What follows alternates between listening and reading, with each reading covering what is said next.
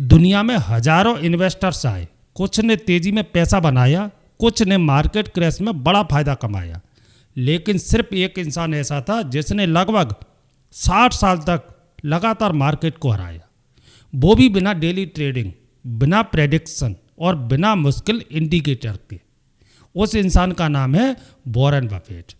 एक ऐसा इन्वेस्टर्स जिसने एक साधारण कंपनी को दुनिया की सबसे बड़ी कंपनी में बदल दिया। लेकिन हैरानी वाली बात यह नहीं है, असल हैरानी वाली बात यह है कि उनकी स्ट्रेटजी सुनने में बहुत आसान लगती है।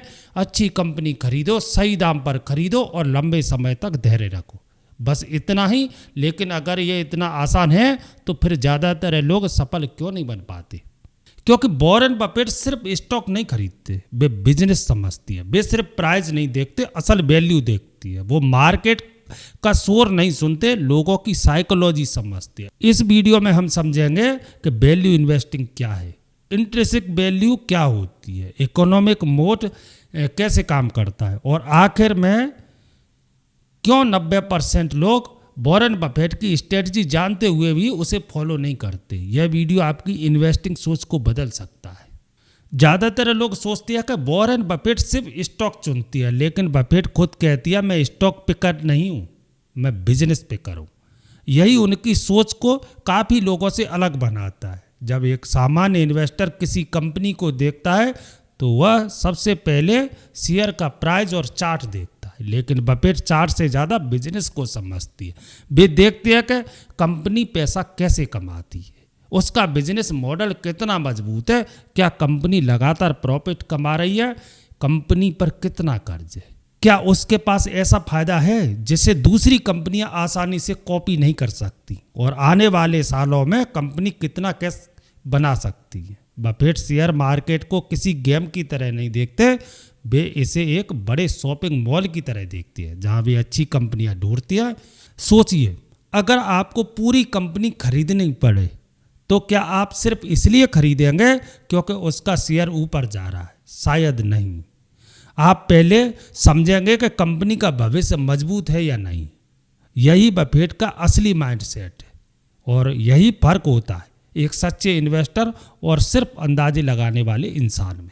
वैल्यू इन्वेस्टिंग की शुरुआत हुई थी बेंजामिन ग्राम से। उन्होंने एक बहुत आसान लेकिन ताकतवर विचार दिया। उन्होंने कहा मार्केट हमेशा सही नहीं होता। कई बार अच्छी कंपनियां बहुत सस्ते दाम पर मिल जाती हैं, और कई बार कमज़ोर कंपनियां ज़रूरत से ज़्यादा महंगी हो जाती है। यहीं से आता है एक महत्वपूर्ण शब्द, इंट्रिंसिक वैल्यू, मतलब किसी बिजनेस की असली कीमत, ना कि उसका मार्केट प्राइस।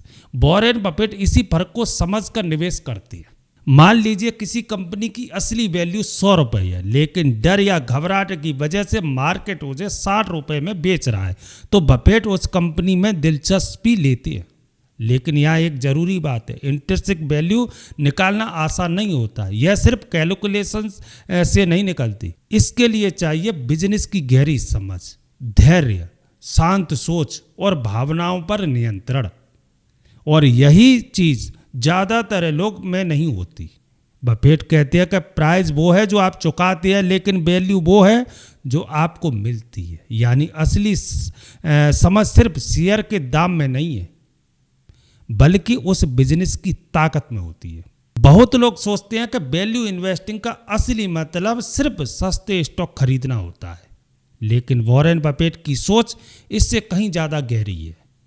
अपने कैरियर की शुरुआत में बफेट ऐसी कंपनियां खरीदते थे जो बहुत सस्ती होती थी, लेकिन उनकी क्वालिटी खास नहीं होती थी। इसे वे सिगार वट इन्वेस्टिंग कहते थे, मतलब ऐसा बिजनेस जिसमें थोड़ा फायदा अभी भी बचा हो। लेकिन बाद में उनके करीबी साथी चार्ली मंगर ने उनकी सोच बदल दी। मंगर ने कहा एक शानदार कंपनी को सही दाम पर खरीदना ज़्यादा अच्छा है, बजाय एक सामान्य कंपनी को बहुत सस्ते दाम पर खरीदने के। यहीं से बफेट की इन्वेस्टिंग पूरी तरह बदल गई। अब वे सिर्फ सस्ते शेयर नहीं ढूंढते थे, वे ढूंढते थे मजबूत ब्रांड, लगातार कमाई करने वाली कंपनियां, वफादार ग्राहक और लंबे समय तक टिकने वाला बिजनेस। इसी वजह से उन्होंने कोका कोला, एप्पल और अमेरिकन एक्सप्रेस जैसी कंपनियों में निवेश किया। क्योंकि ये सिर्फ कंपनियां नहीं थी, ये लोगों की आदत बन चुकी थी। लोग सिर्फ प्रोडक्ट नहीं खरीद रहे थे, वे भरोसा खरीद रहे थे। और बिजनेस की दुनिया में भरोसा सबसे बड़ी ताकत होती है।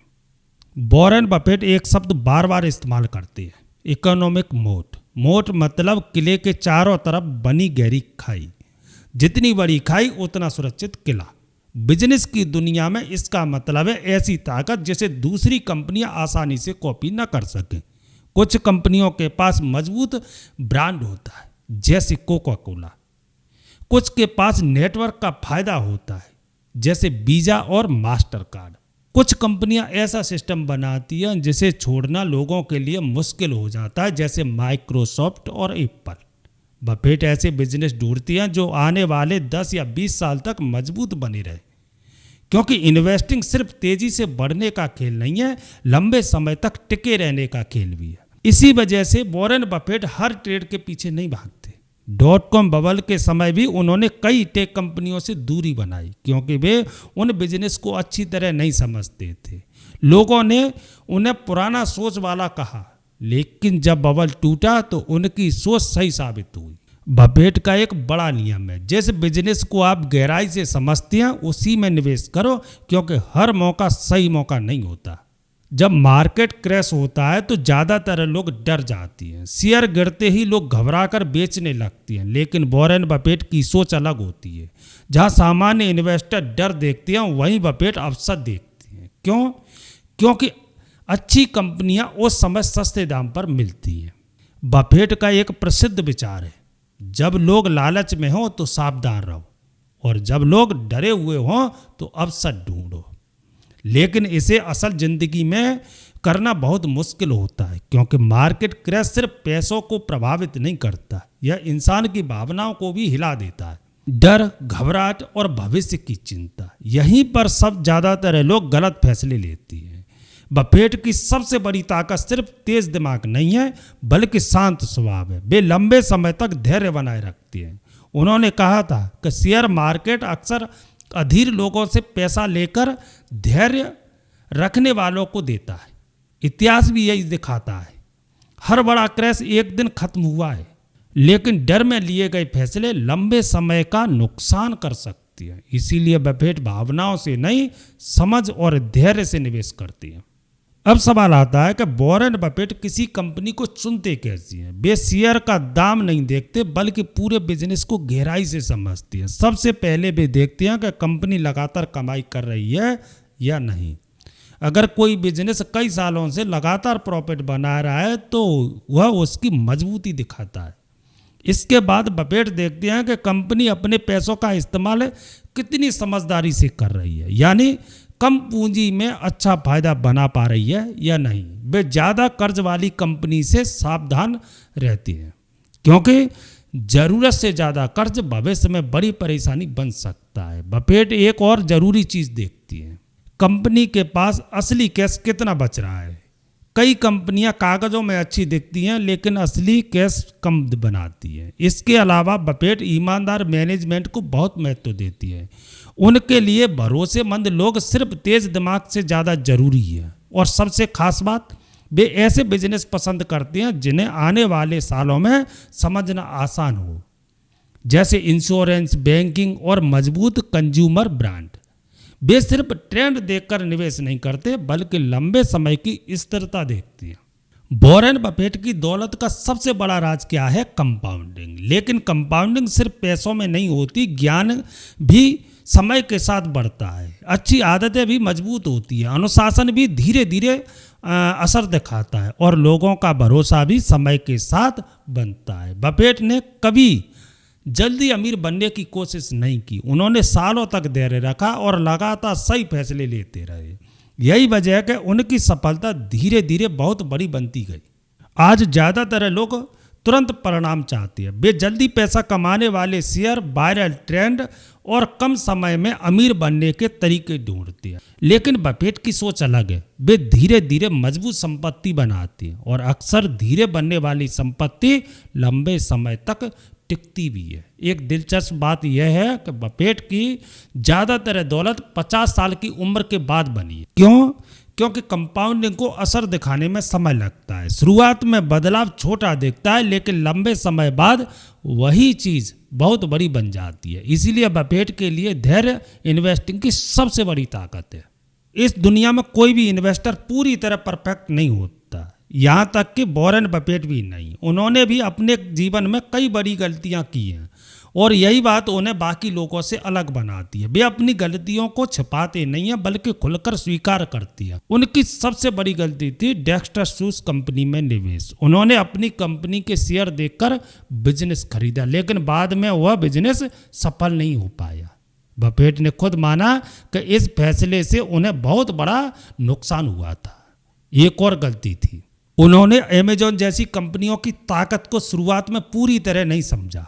बाद में उन्होंने स्वीकार किया कि वे अवसर को जल्दी पहचान नहीं पाए।